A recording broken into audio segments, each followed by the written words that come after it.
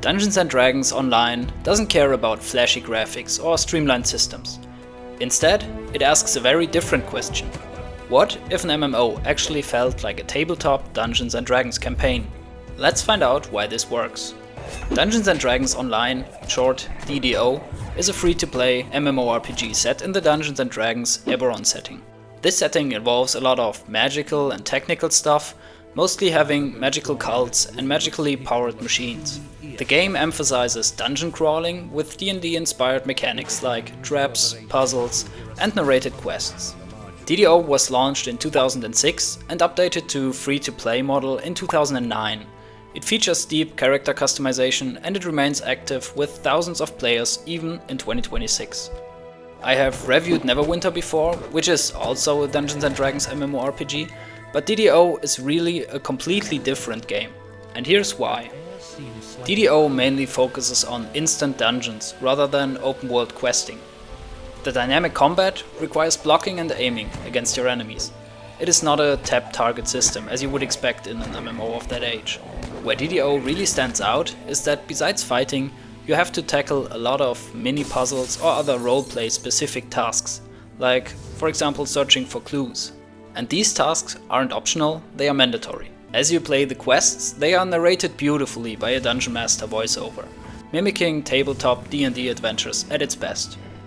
A layer of ice forms over the ancient creature, guaranteeing its slumber. This really adds a lot to the immersion and is at no point annoying. In most MMOs, quests are just cores. Kill 10 wolves, collect 5 plants, and so on. In DDO, they are actually handcrafted mini-adventures. They just feel credible. The game supports solo play, small groups up to 6, or even raids up to 12 players. In DDO, players choose from iconic Dungeons and Dragons races, including humans, elves, half-orcs, tieflings, and more. Each race can be paired with classes like barbarian, rogue, or mage, and even deeper customization is possible if you bring any D&D or even DDO experience to the table. I actually have some D&D experience, but only very shallow, so I chose a predefined barbarian for my playthrough. While you play, you gain experience. At a class trainer, this experience can be used to level up your class and to spec into subclasses. The trait system really is absurdly deep, to the point where new players can easily get lost. You can spec into different subclasses and combine them as you wish.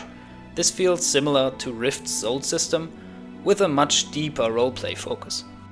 In general, in DDO you can really feel that roleplay is the focus of the game. Items and traits don't only provide plain stat bonus in numbers, but all of them are really well and immersively explained. They feel authentic and straight from a D&D campaign. And exactly this roleplay focus, which uses mostly text descriptions where other MMOs would just put stat numbers, is what makes DDO special. But this aspect may also scare away new players who are not willing to read tons of descriptions to find out about the specific benefit of a trait or an item. While it is very confusing for me as a D&D noob, I totally understand the design approach. This is definitely targeted at die-hard roleplay and D&D fans. Now let's get technical. The graphics are, as you would expect from an almost 20-year-old game, not very good. The composition and design of the visuals though feels very nice.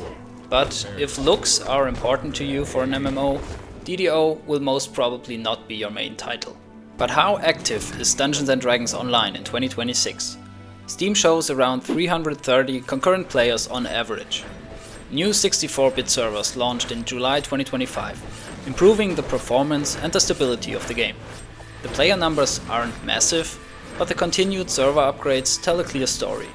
This game isn't leaving anytime soon.